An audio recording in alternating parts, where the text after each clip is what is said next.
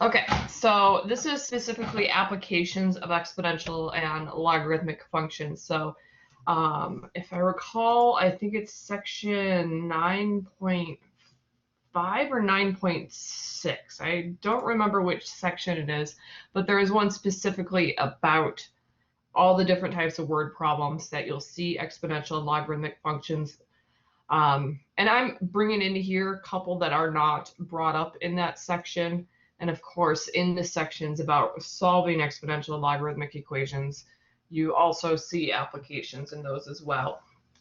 So I'm going to kind of do a broad overview and then just go into examples. And I may have over-planned examples. So I may have too many examples that may take the whole hour. So we shall see. So there's basically 5 different types of models that fit into this area of exponential logarithmic. So we have exponential growth and exponential decay. And those basically are the same exact base equation. Those are usually default where you use E as your base. The only difference is K. So that's the number that represents rate, and either that is going to be increasing or decreasing depending on the sign. So if that K, the number in front of T, is positive, it's growth, and if it's negative, it is decay. So that's the difference between the two, but the equation looks exactly the same. Then we have what is called the Gaussian model, and that is sort of similar. It's still got a base of E, and it has like a value in front that's termed A, but the exponent part, instead of just having a linear term with a T or an X, it's now like an X squared sort of term. So that's called a Gaussian model. Then there is logistic growth, and that has your exponent part in the denominator. So you actually have a fraction, and then the denominator is 1 plus your exponential, and it has a negative exponent. And then we have the logarithmic, which is usually just an equation that involves the natural log or usually the regular base 10 log, but you could have other bases as well. But usually it's just natural log or base 10. So those are the most common types that you see when you learn about exponential and logarithmic functions. So if you're looking at these graphically, so the exponential growth and exponential decay, those increase really quickly or decrease really quickly, and then they sort of, there's a flattened out area. So exponential growth, the flattened part is usually first, decay is usually after it decreases. The Gaussian forms what we call a normal curve. So if you've heard about a normal curve or the bell curve, that is what the Gaussian model does. So in statistics, the Gaussian model is used for just to try to find the center of things, and then things decrease. So that's actually used in statistics. Then we've got the logistic growth model, where it starts flat, and then it starts increasing and looking exponential, but then it flattens out again. So a lot of things start out looking exponential and then eventually turn into logistic, where there'll be some peak and they just can't increase anymore. And then the natural log and the common log, or the base 10 log, those are basically the inverses of the exponential. So they have sort of the same shape, but it's like a different axis. And then it's just, the shape is slightly different when you're looking at between like -1 and 1, just because the base itself, the natural log, is E versus a base 10. But those are the basic shapes. So that kind of helps you if you are graphing something or you're trying to figure out what kind of model it is. If you draw a picture of what you think the shape will look like, that can help you determine which model you need to use. So some common examples of exponential growth are population growth is generally exponential. And in terms of a population, instead of using y equals, we'll use p for population. And then, so it's p of t because it's a function, equals p naught. So that's a 0 in a subscript, and that is said out loud as naught, and that's N-A-U-G-H-T, which is another word for zero, actually. So it's P0, but it's said out loud P0. Bacteria and virus growth are exponential growth, and you can use the same population model. We've got Moore's law, which if you're familiar with Moore's law and the number of transistors you can fit on things, so Moore's law is exponential. Nuclear chain reactions actually occur exponentially. Economic growth is usually modeled with an exponential growth equation. And then we've got compound interest, which is one of the examples mentioned in the text. And there's two different forms. You can have the regular compound interest, where it's N is the number of times a year you get interest, or you use E if it's continuous interest. So it's compounding basically like instantaneously, like every second or every microsecond, like it's just constantly increasing. For you, Professor. Yes. So in theory, with population growth, wouldn't there be also population decay Yes. to account for those so you kind of use that in conjunction. So in like reality, good theory, that model would also be combined with it to find like actual population numbers. Yes. So for the most part, generally populations do grow, and there may be minor decays, but if you look long term, it usually is just growth only.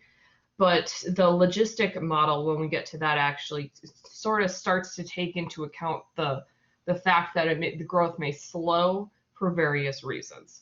But you do have to kind of take a look at the numbers to determine, okay, is this a population growth situation or a population decay kind of situation? Oh, okay. Thank you.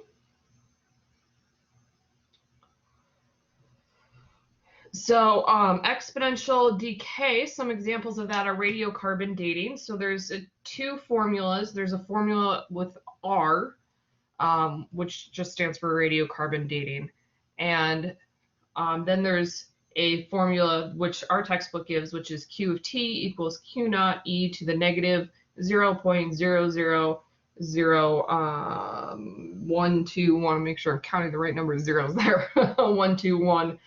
That's actually a rounded version, so that's just rounded to a certain number of decimals. But radiocarbon dating, whenever they're trying to figure out how old something is, they'll measure the percent of carbon-14 that is in the thing, and then they use this formula basically to figure out how old it is. Half-life is also exponential decay, where your base is 1/2, and then you have T over H. So you just divide it by the number of hours it takes to get to 1/2 of its starting point, basically. So some things have half-lives of years, like the number. So if you actually compare that to the radiocarbon dating formula with the R, the half-life of carbon-14 is 8,223 years. So that's why that is sort of divided there. So it's a very similar kind of formula there.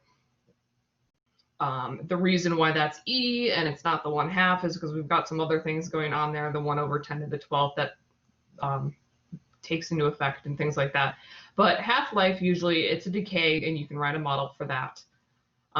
Atmospheric pressure actually can be modeled using exponential decay. I just did some, looked things up to figure out what different resources or different applications.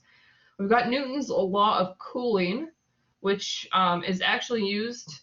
So we've got this formula. You've got T equals T E and V, so that's the temperature of the environment, plus T naught minus T environment. So T naught is like the initial temperature of whatever it is, and then it's E to the negative RT. So Newton's law of cooling is used to model basically the temperature of things.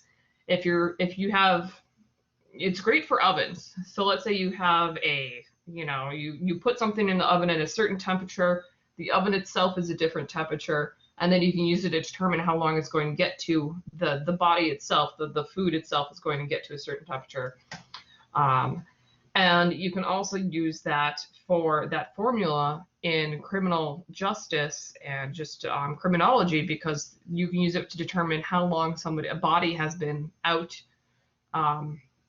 to estimate how long the body's been dead. If you know the temperature of, if they're laying out in a desert and you know the temperature of the desert and you know the body temperature of what it would be, out there, you can kind of estimate how long it's been in that environment. Radioactive decay is very similar to radiocarbon dating. So that formula looks very similar. Beer froth, actually, the decay of beer froth as it the bubbles, eventually the head usually disappears. That actually is exponential decay. And routing protocols actually can be modeled with exponential decay, where your internet and you get a certain distance away from the source of the internet, and it actually the speed will decrease. And so going through all the different routing and figuring out the distance between your computer and wherever you're getting the source of your internet, those can be modeled with exponential decay.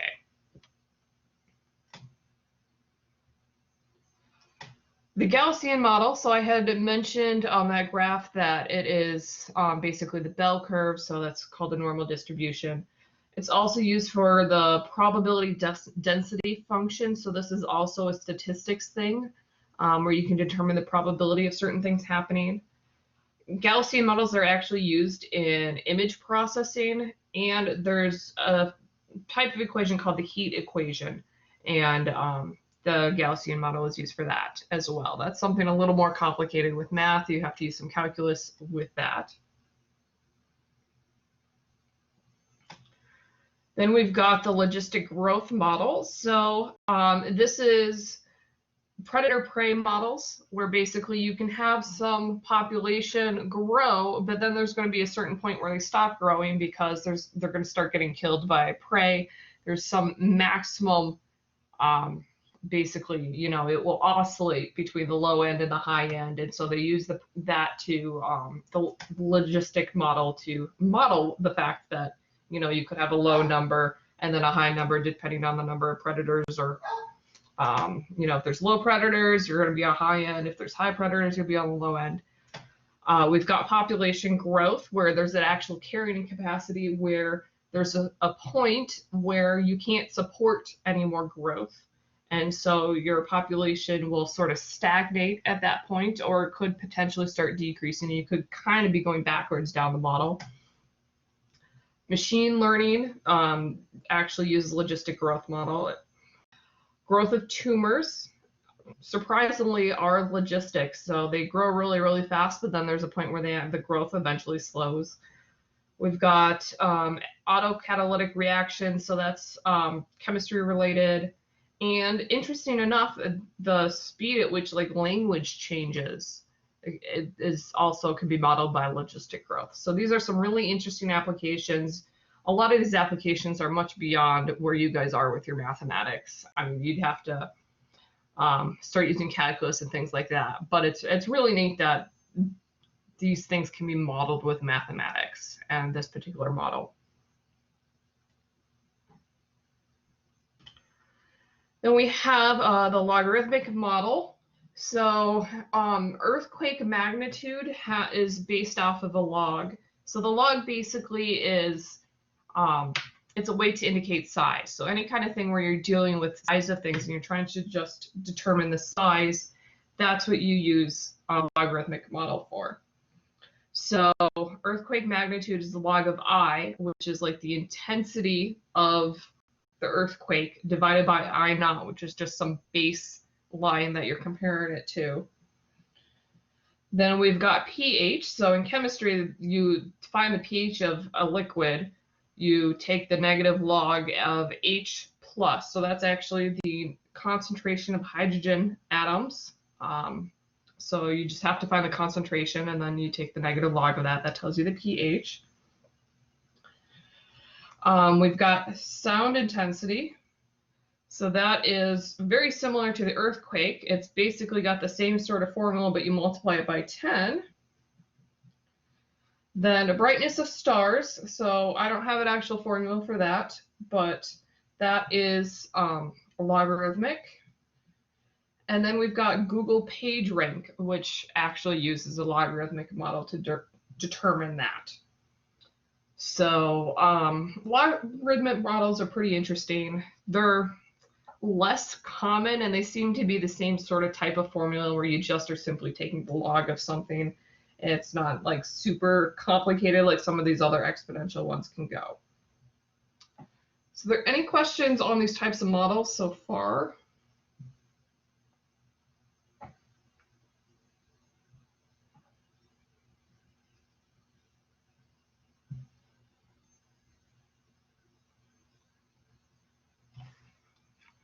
Okay. So we'll start getting into the examples.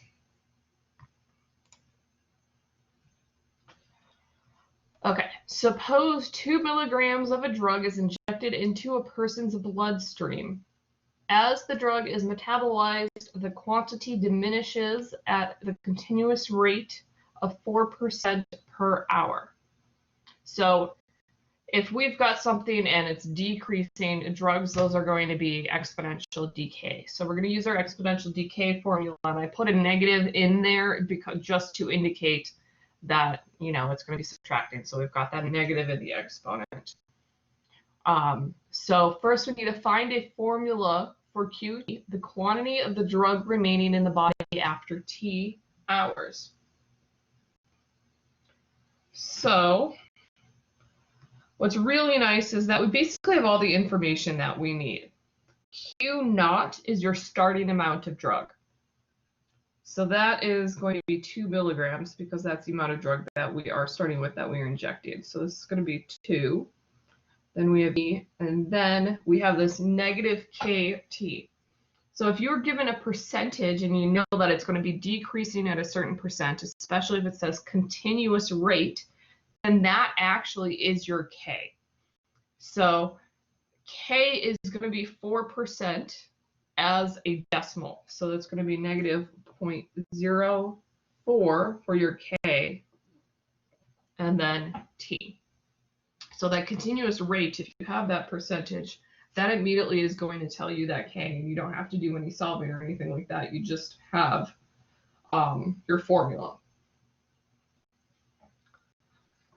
Next, we have the person must receive an additional 2 milligrams of the drug whenever its level has diminished to 0.25 milligrams. When must the person receive the second injection? So we need to know how long it will take for this drug to decay enough that it's at 0.25. So that's going to be Q. That's our output. So we're going to replace Q of T with 0.25. And this is going to be equal to 2e to the negative 0.04 t. So I'm plugging 0.25 in, and then I need to solve this for t.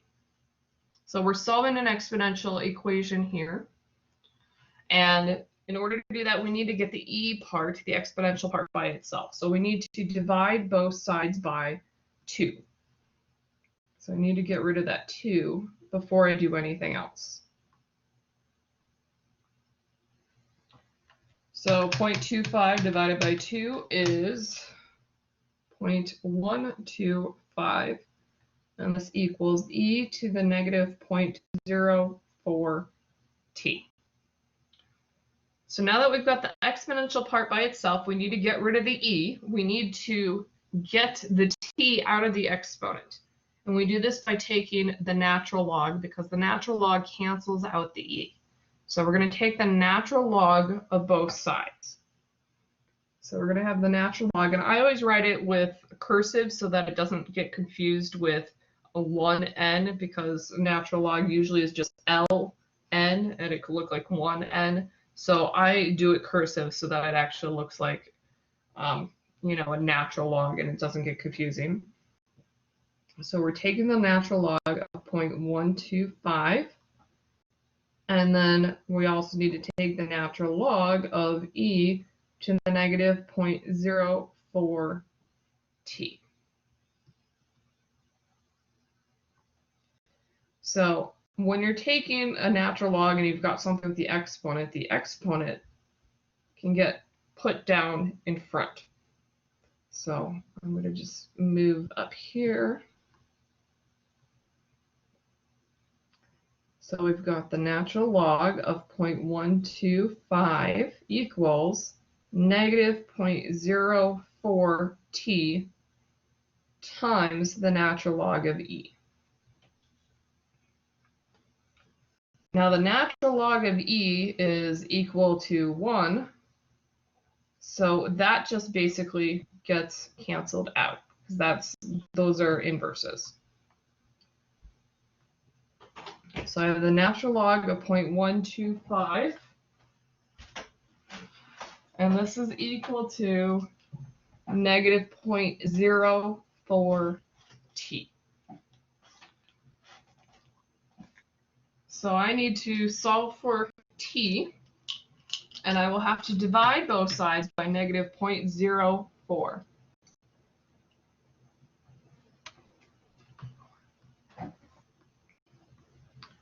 So I got negative 0.04.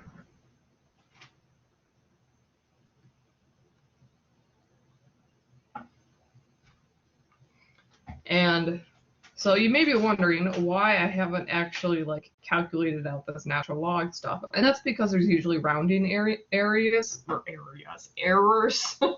So I don't actually do any calculations until I get to the very end. So here, I've got t isolated, and I've got this thing, natural log of 0.125 divided by negative 0.04. This is when I put it in my calculator. Because there's usually, if you start rounding and you start calculating things sooner, you're going to get issues with the rounding, and that may cause your answers to be off. And while that doesn't matter too much if you're doing these by hand, it could cause problems in the online homework system because of rounding errors. So that's why I wait till the end. Sorry, I was having my partner bring me some water. So, okay, so I'm going to put this in my calculator now. So I need to make sure to use my natural log button, and I've got 0.125, and then I'm going to divide it by a negative 0.04, and you want to make sure you have all of your parentheses in the right place. And so this gives me, I'm kind of running out of space here.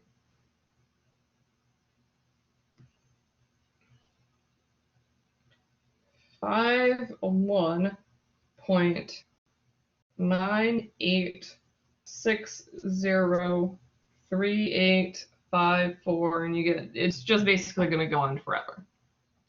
So we're going to round this, and this is going to be after about 52 hours.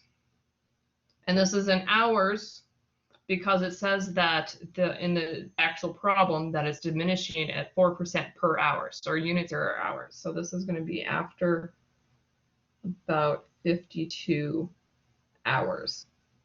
So this patient would have to get a second injection after 52 hours. Are there any questions?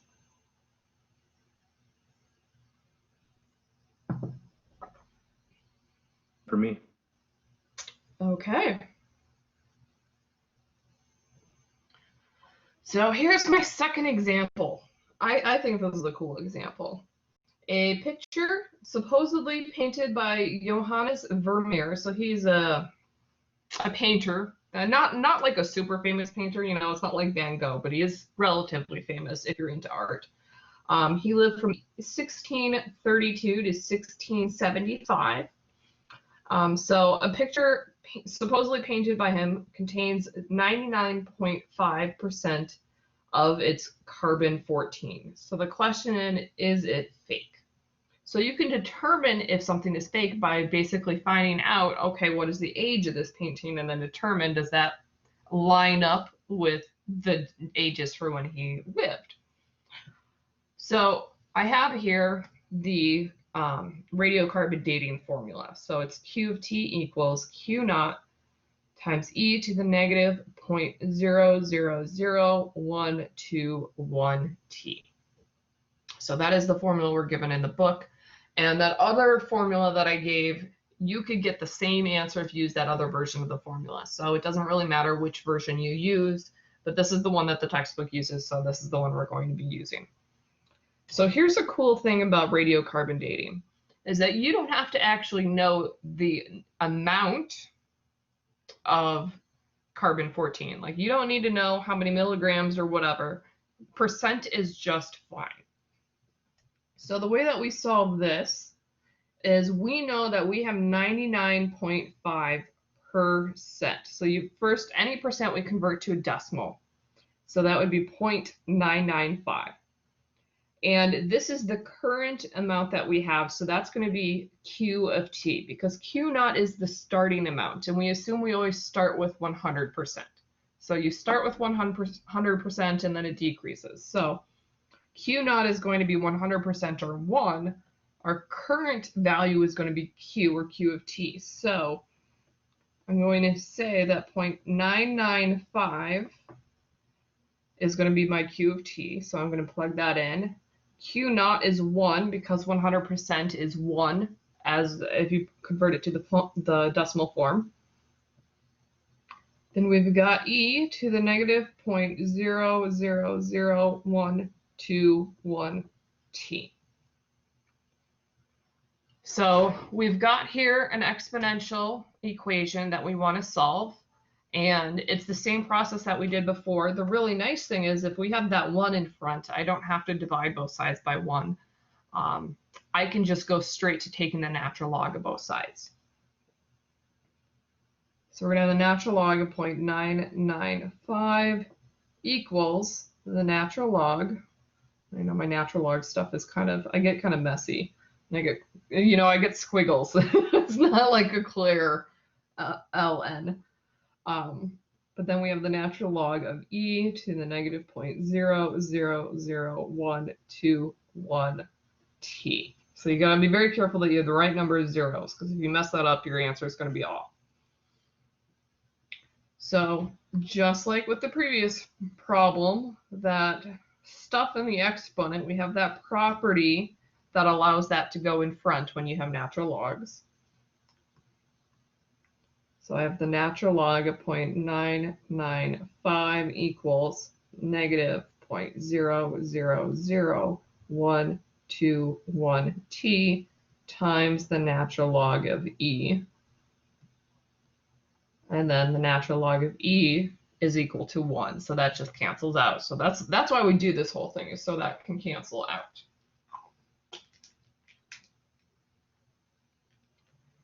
So now I want to solve for t, so I'm going to divide both sides by that negative 0.000121.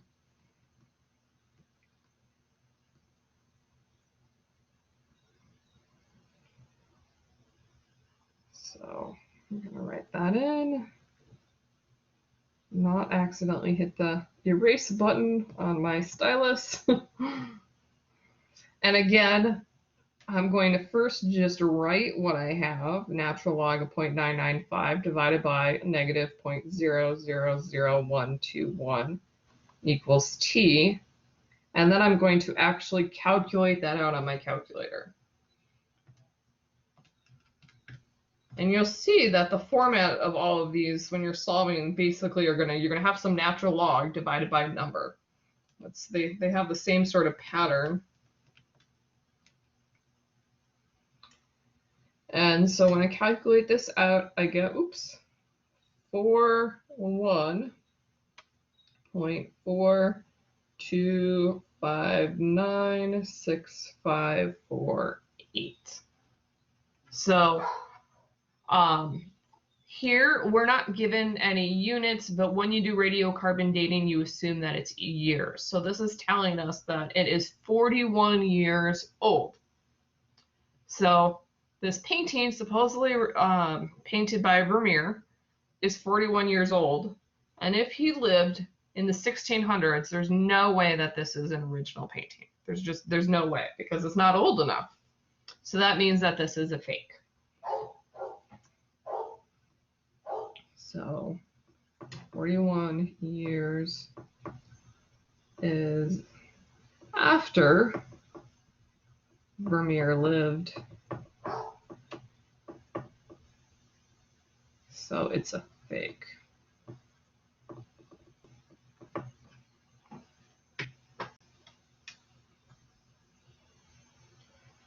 there any questions?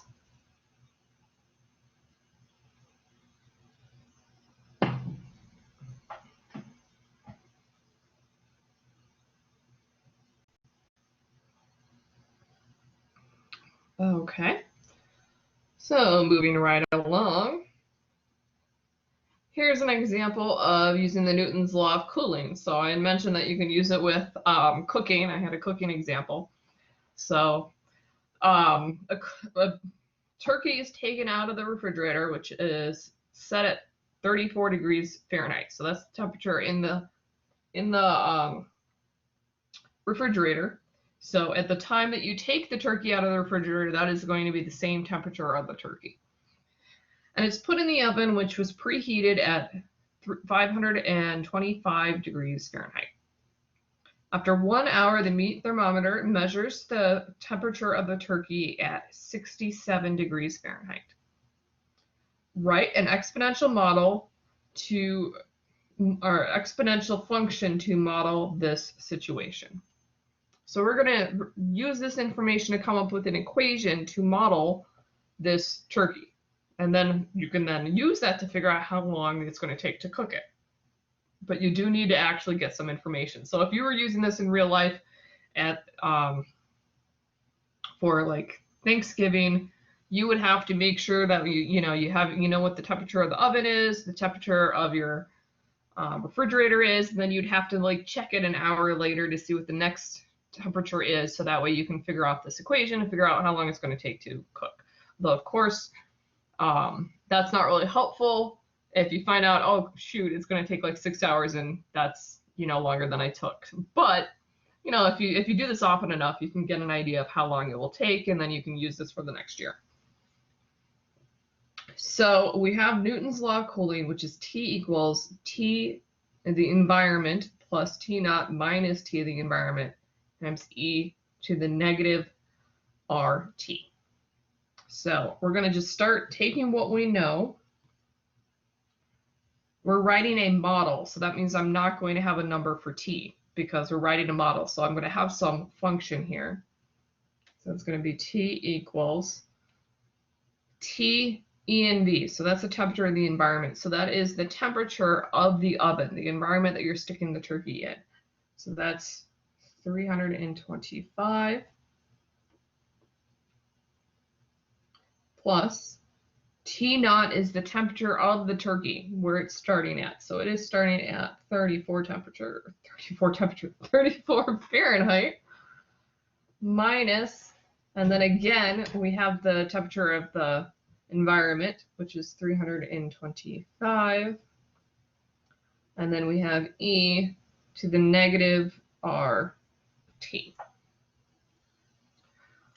So right now we have three variables. We have T, we have R, and we have T. So we don't have our model yet. We need to find some more information. So this is where we have to use the fact that we know after 1 hour, it is 67 degrees Fahrenheit. So we are going to plug that in. That information is going to get plugged in for lowercase t, the time, and capital T, the temperature. And that will allow us to solve for R, because we need to know what the rate is, R is, in order to get our model. So I'm going to plug in 67 in for the temperature. I have 325, and I can simplify the 34 minus 325, and that is minus 291 e to the negative R, and then I'm plugging in for t 1 hour. So we know that t is 1. We're going to do this in hours. So now I have to solve this for R.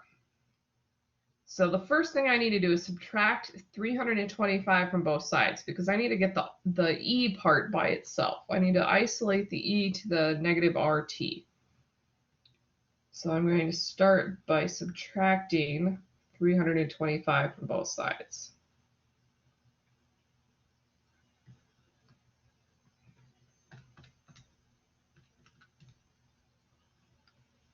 We have negative 261 equals negative 291 e to the negative r.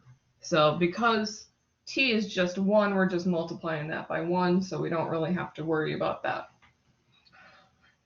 So we need to isolate e, which means I need to divide both sides by negative 291 on both sides. So I'm going to divide by negative 291 on both sides.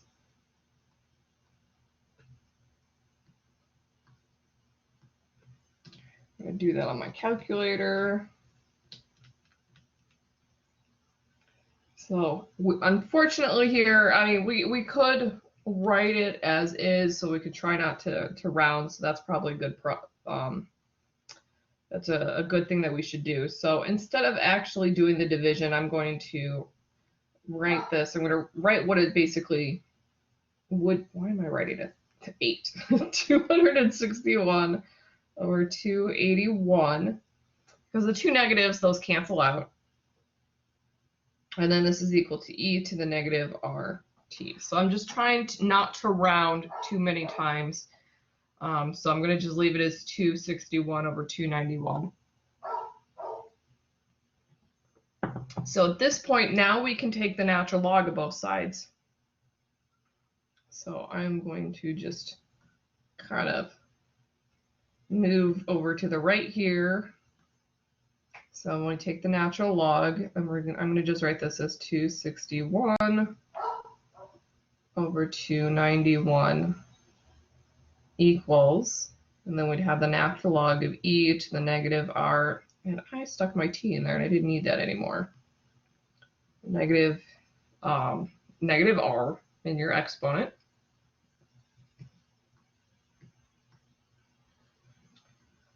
So, oops. Excellent, went to the highlighter. I don't want the highlighter. So this negative r, that basically goes in front, and your natural log of e cancels out. So I'm not even going to write that. I'm going to get to the point where I just skip that. I'm not going to write that every time because that just cancels out. So I have the natural log of 261 over 291 equals negative r. And now I just need to divide both sides by -1 because I have a negative r, I want a positive r. So I'm just simply changing the sign basically, and it's going to be a negative natural log of 261 over 291 equals r. So now we want to know what this actually equals to so we can find out our r. So I'm going to put that in my calculator.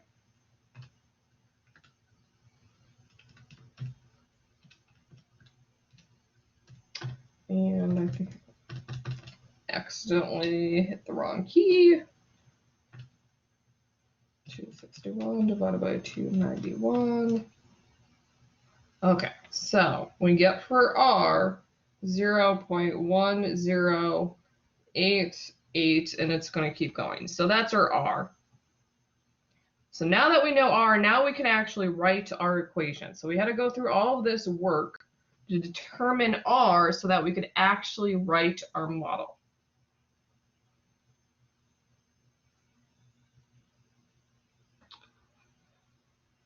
So we've got t equals 325 minus 291 e to the negative r 0.1088 t. So I went through all of that work to get our model. And then you can go on and you can figure out, you can use that model and you can use it to, figure out when it's going to get a certain temperature. So usually turkey, you need to have it at 165 degrees Fahrenheit. So you would then plug that into T, and then you can solve for, you would plug in for capital T for the temperature to solve for lowercase t, the time, and that will tell you how long it's going to take to cook. there any questions on getting that model?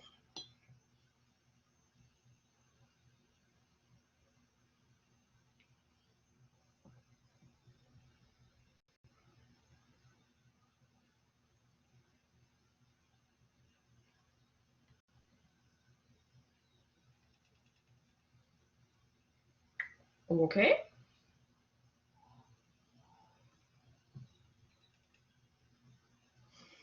Here's another one. This time now, we're actually going to have exponential growth. So if you notice, basically every example that I had so far was decay. Now we're actually going to have a growth. In April 2009, swine flu was put on the map. Assume 5 cases were confirmed on April 23rd. 1 month later, and we're going to assume 30 days for a month, there were 164,406 cases. What is the equation that models the swine flu pandemic? So we're going to now use, because this is growth, then we're going to use basically the population growth model. P of t equals P naught e to the negative t.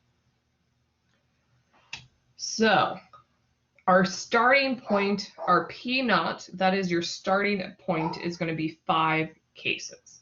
So P naught is going to be 5. P naught, not peanut. And then we need to solve for K. So anytime you have a exponential function, whether it's growth or decay, you always end up having to find out what that K is. So we need to have that second point. So that's the 30 days to have the certain number of cases. So that you have to have an ordered pair, a second ordered pair, in order to complete the formula, the model. So we're going to take what we know. We know that P naught is 5, and we're going to use the second ordered pair that we have. So we know how many cases there are after 30 days. So that's going to be 164,406. Our starting amount of cases is 5. We have e to the k. We don't know k. And then we have 1 month later. And it says assume 30 days. So it's implying that we're not going to be making a model per month. We're going to have a per day model. So t is going to be 30.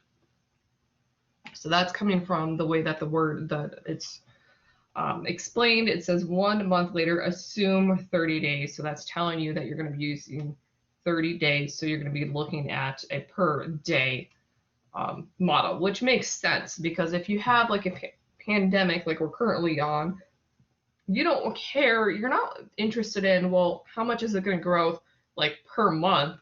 Like you really want to care. What is it daily? So that's what you want to have for your model. That's what you're interested in. You want to know how much it changes per day, not like per month.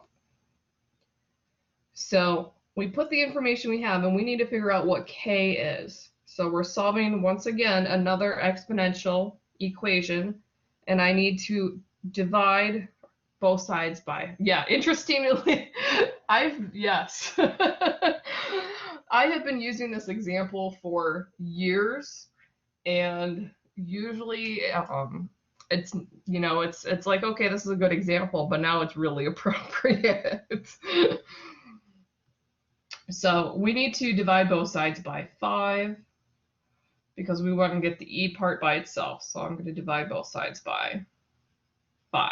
And again, this is going to involve some, we're going to have to round. And I think, let me see, if it's something that's like easy, I don't have to round too much. Okay, so if I take 164,406 divided by 5, it actually is something that you don't really have to round. You can find the exact value. So it's okay to leave it as a decimal here because we don't really have to round. So that is 32,881.2 e to the 30k.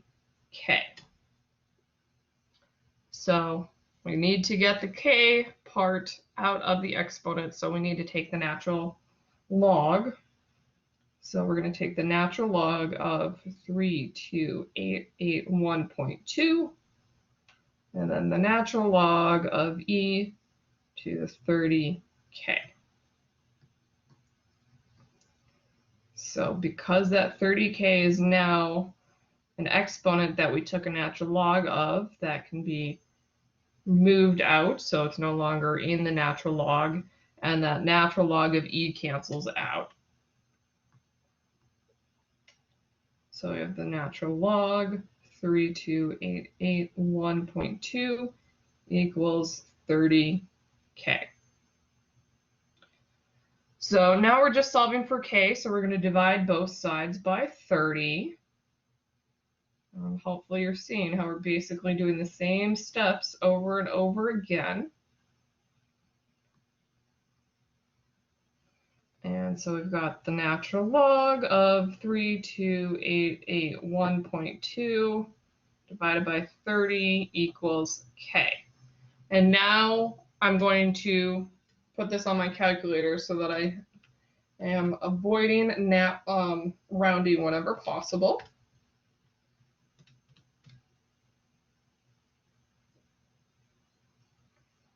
And just double checking my numbers just to make sure that I haven't done anything wrong, because it's really easy to just accidentally have something wrong in your calculator.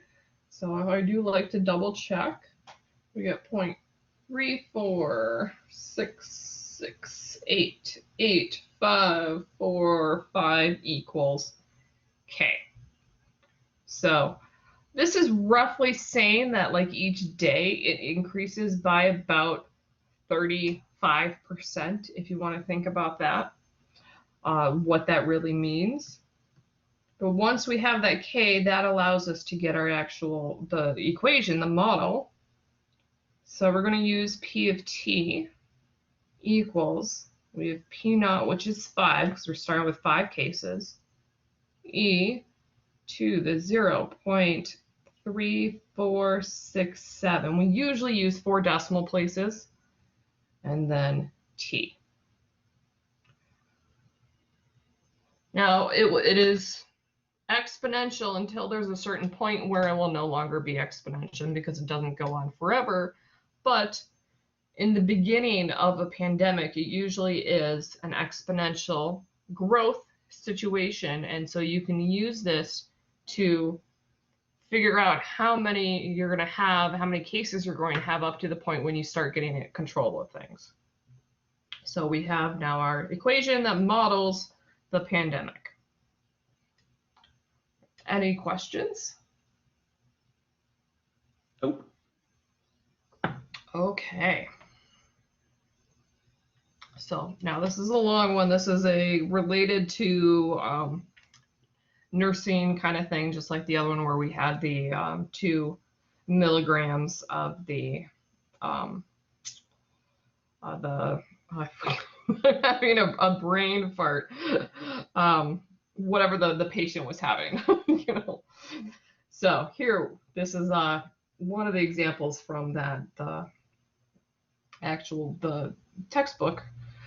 Technetium 99 is a radionuclide used widely in nuclear medicine. So 99MTC. So this is this is like, I can do the math part. What all this means in terms of actual like nursing kind of things, like I don't know what this is, but I know how to do the math for it. So 99MTC is combined with another substance that is readily absorbed by a targeted body organ. Then special cameras sensitive to the gamma rays emitted by the technetium, if that's how you pronounce it, are used to record pictures of the organ. Suppose that a technician prepares a sample of 99MTC pyrophosphate to image the heart of a patient suspected of having had a mild heart attack. Okay, so we've got two parts here. We're going to do the one on the left first and then on the right. At noon, the patient is giving 10 millicuries of 99 mTC. If the half-life of 99 mTC is C hours, write a function Q of t equals Q naught e to the negative KT to model the radioactivity level QT after T hours. So this seems really, really complicated. This is basically just a lot of extra information that you don't really know, but to give you some idea of how this connects to real life. But the important part is actually what's in blue. That's the part that we actually need to come up with our equation. So we're going to start with our starting point of 10 as our Q dot, because that's what we're starting with, how much you have at noon. So that's going to be your Q naught. And our half-life is 6 hours. Now, we're not going to be use the half-life formula. Let me go back to where I had that. So I showed that there was, where is it? Where's my half-life? There we go. So we have the half-life version where you can do Q naught times 1/2 to the T over H.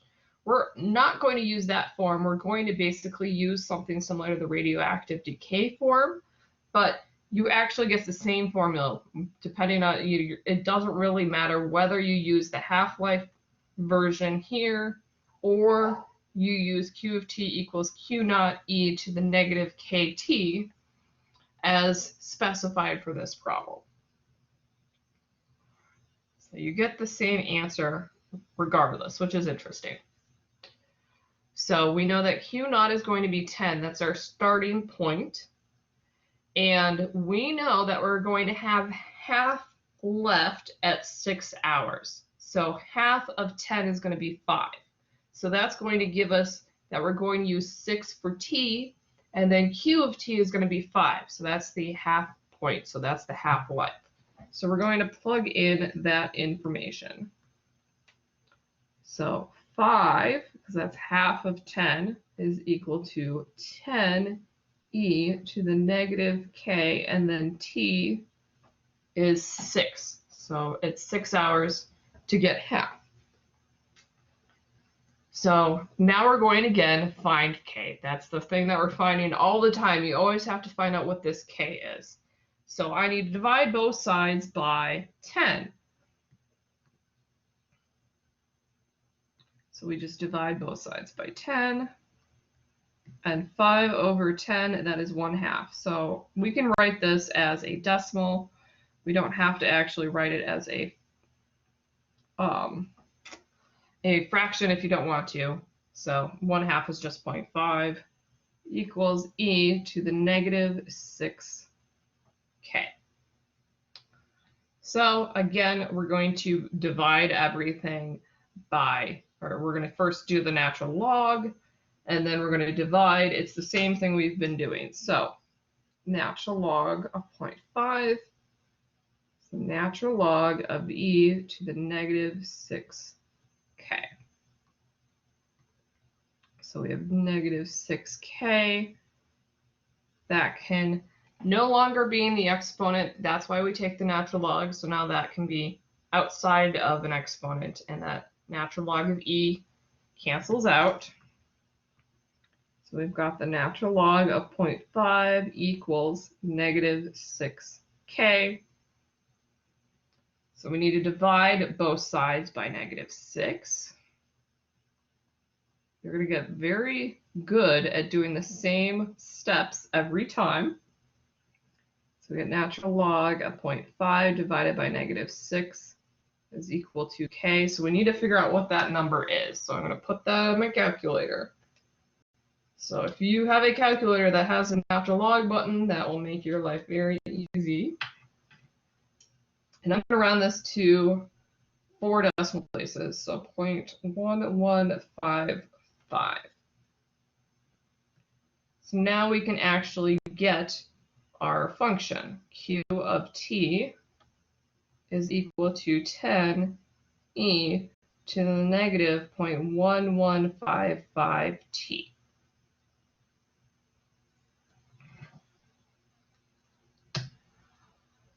So we have our function, we have our model now, and the second part here is at what time will the level of radioactivity reach 3 millicuries and round to the nearest 10th of an hour. So t is hours, 10th of an hour is 1 decimal place.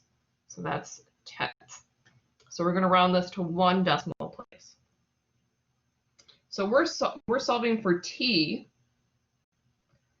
and we're given q. So we know that when is it going to be 3? So we're going to plug this in. So you plug in 3 for q, and now we're going to be solving for t. So I need to divide both sides by 10.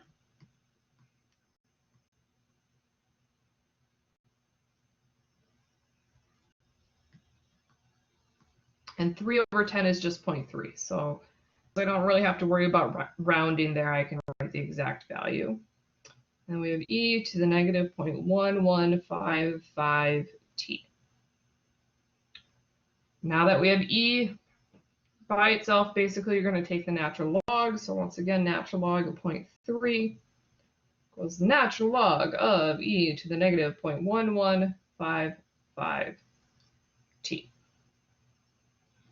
And if it seems like I'm going quickly, it's just because it's the same steps over and over again. Plus, I knew that I probably planned too many examples, so I don't want this to end up being like an hour and a half or something like that. So I'm trying not to take forever on this. So again, that what's in the exponent can go in front. The natural log of e cancels. So we have the natural log of 0.3 equals negative 0.1155 t. I divide both sides by the negative 0.1155 so that I can solve for t.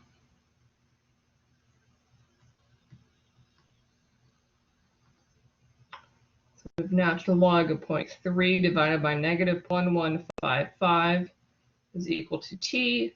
And then I'm going to put that on my calculator.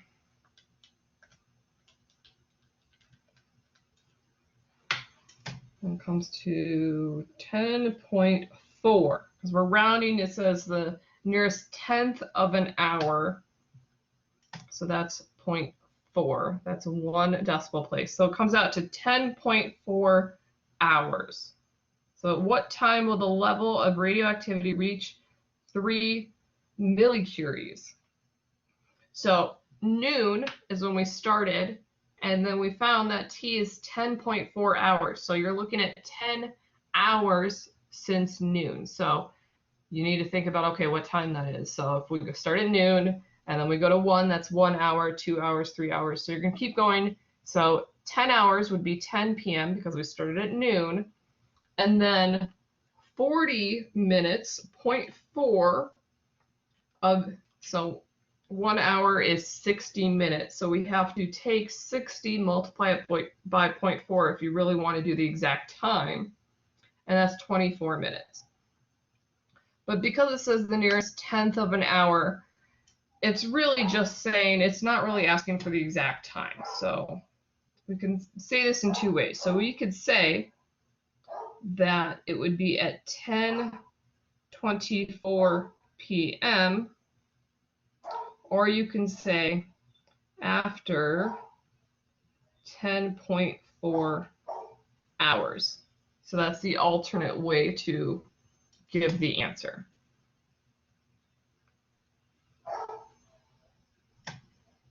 So we just had to figure out how many minutes is 0.4 of an hour, so that comes out to 24 minutes. So it's 10:24 p.m. or you can say you'll have 3 millicuries after 10.4 hours. Any questions?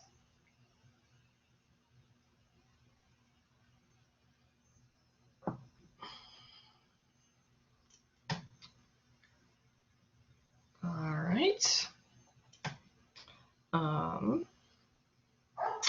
Two more examples. This one's not going to be as much work. So the half-life of radium-226 is 1620 years. So 1,620 years will be when you get half of it. Given a sample of 1 gram of radium-226, the quantity left Q of T in grams, so the G means grams, after T years is given by Q of T equals 1/2 T over 1620. So that's the half-life formula. Convert this to an exponential function using base E. So I had mentioned how you actually get the same answer whether you write it in the half-life version or if you just use a regular exponential growth or decay kind of version. So you can actually convert this. You can figure out what it would be if you had an E to some power. So we know that Q of T equals 1/2 to the T over 1620. And we want this to be equal to some starting amount, Q naught E to the negative KT. So we want to convert it to base E. So we want to convert it to the Q naught E to the negative KT form.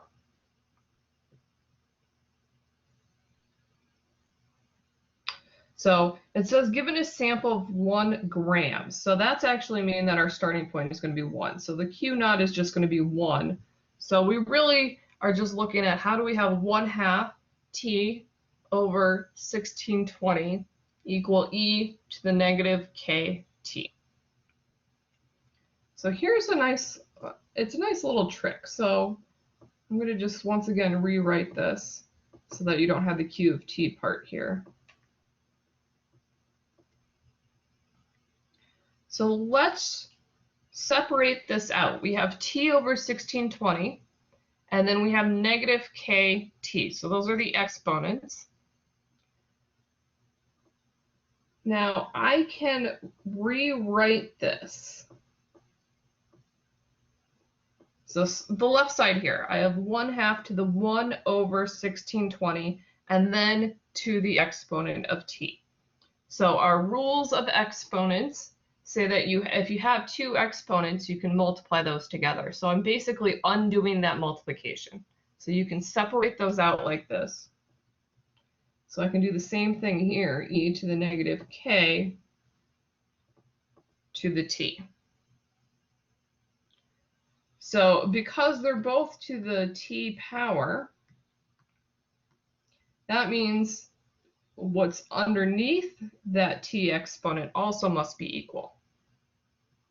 So we could ignore that T altogether, and we can write this as 1/2 to the 1 over 1620 equals E to the negative K. So we could ignore the T altogether because that doesn't really matter here because the T is going to be the same regardless of which type of formula you use, whether you use the 1/2 to the exponent kind of form or the E to the exponent kind of form. So what really matters is how you're creating your base and then the K part or what the number is. So we're going to take the natural log of both sides because we're trying to find what negative K is. So that is our exponent essentially. So we're going to have our natural log. And instead of writing this 1/2 as a fraction, I'm going to write it as a decimal just so that it is a little easier to write. And then I've got the natural log of E to the negative K. So my exponent negative K again can go in the front. The natural log of e, that cancels. So I have the natural log of 0.5 to the 1 over 1620 equals negative k. And we're solving for k. And the whole reason we're solving for k is so that we can figure out what k is so that we can write the other form, the exponential function using a base e. Whenever you write a model, you always have to figure out k. So we have to do that. So I want positive k, I don't want negative k, so I need to divide both sides by negative. So this is just saying the same thing as negative natural log of n, 0.5 to the 1 over 1620 equals k. So now we're going to do that on the calculator. Negative natural log 0.5 exponent. I have to have parentheses here. I need to make the 1 over 1620. I need to have that in parentheses to make sure that I have the exponent in the correct spot. So you do want to be very careful about how you write that. So if you're going to put this in a calculator, make sure this is in a parentheses as well. And so this gives us 0.00042, I'm going to round this to 8, equals k. And now once you find k, now you can actually get the other form, q of t equals, and q naught is 1 because it says we have a sample of 1 gram, so I can just ignore that 1. We've got e to the negative 0.000428 t. So that would be the other version of the model of a half-life using a base e instead of the 1/2 version of this.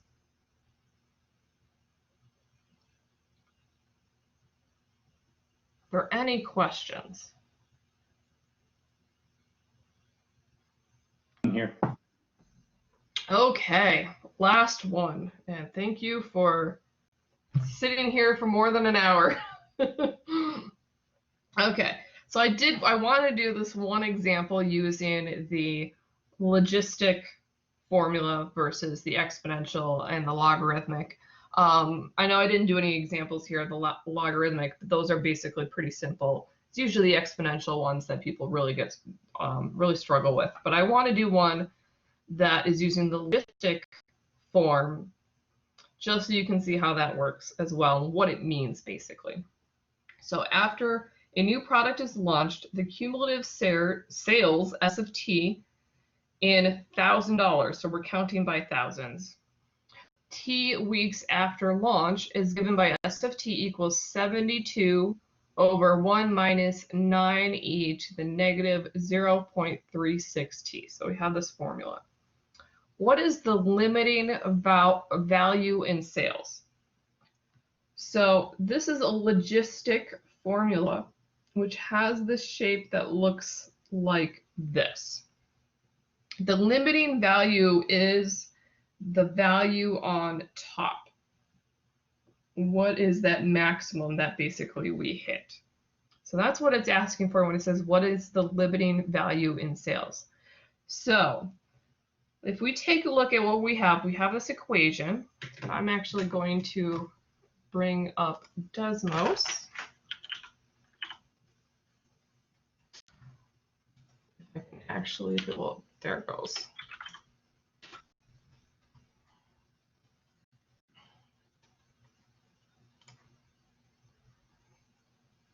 I'm thinking while it's getting Desmos, it's being a little slow today. Okay, graphing calculator. So I'm going to actually graph the function that we have here.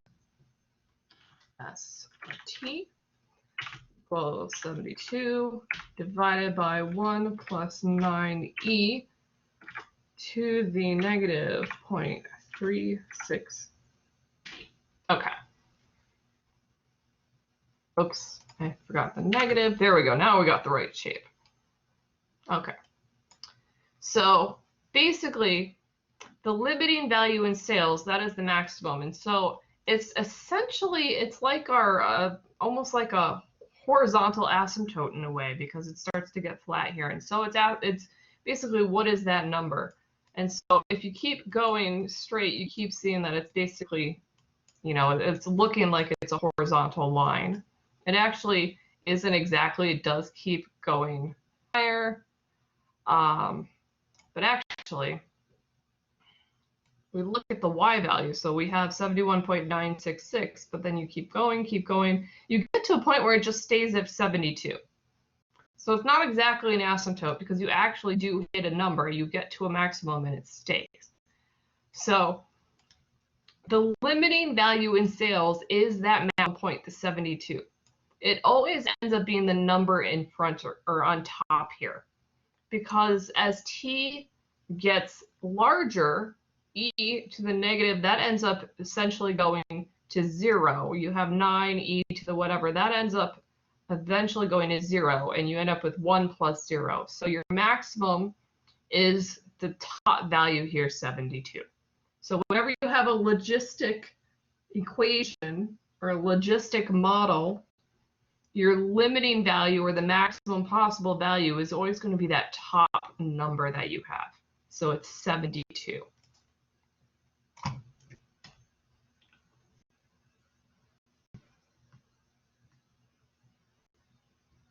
So the limiting value in sales is 72, and S is basically in $1,000, so that would be $72,000.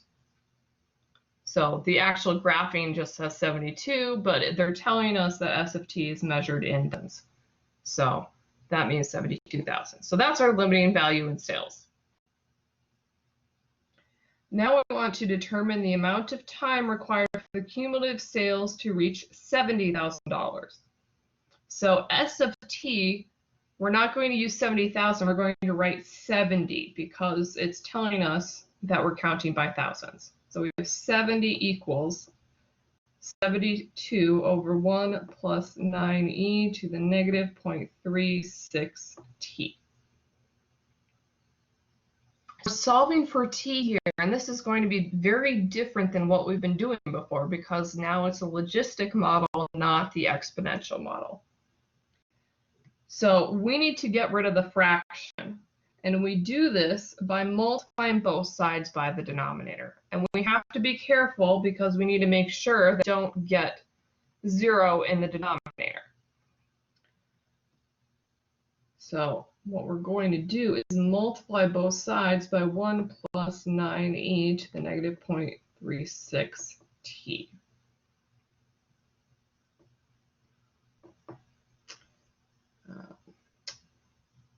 1 plus 9e to the negative 0.36t. Trying to squeeze it in there. Didn't give myself enough room there. So that will get rid of your fraction. So that basically copies, you know, it eliminates the fraction. And we're going to have to distribute. You're going to have to multiply both the 1 by 70 and the 9e to the negative 0.36t by 70. So we have 70 times 1, so that's 70 plus, and then we have 9 times 70.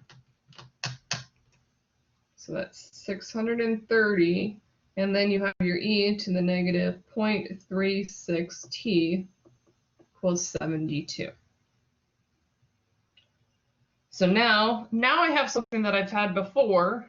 This looks similar to when we were using Newton's law of cooling. We're going to subtract both sides by 70.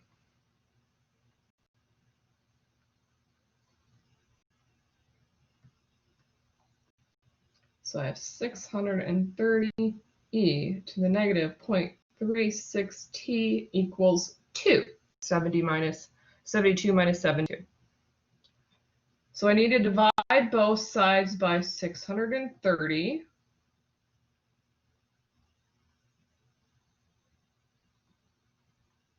And this is going to give me a very long decimal. So if you just do 2 divided by 730, it's going to keep going forever.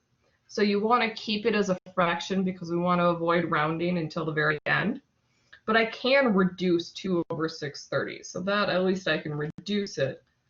And that comes to 1 over 315. So I'm going to write this. I have e to the negative 0.36t equals 1 over 315, not 615. So I'm solving for t.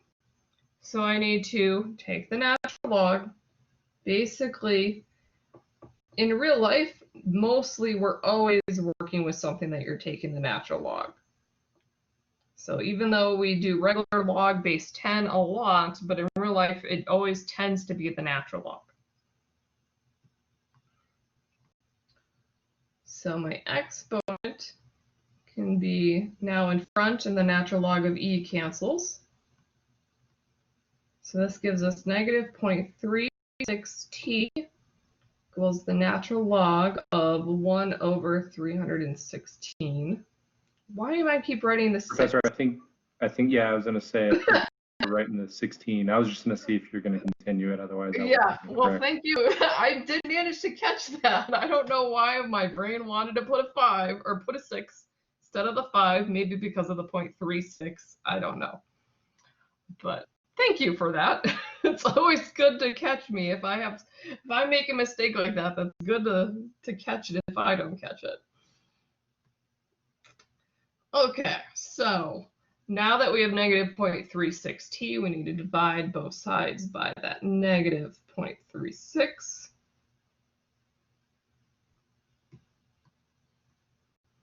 So we get t equals natural log of 1 over 315 over negative 0.36. And then you're going to put that in your calculator.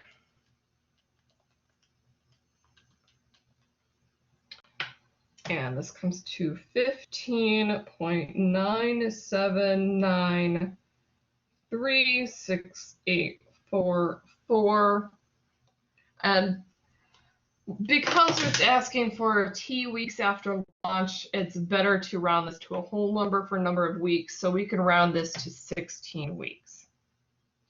So the amount of time required for the cumulative sales to reach $70,000 would be about 16 weeks.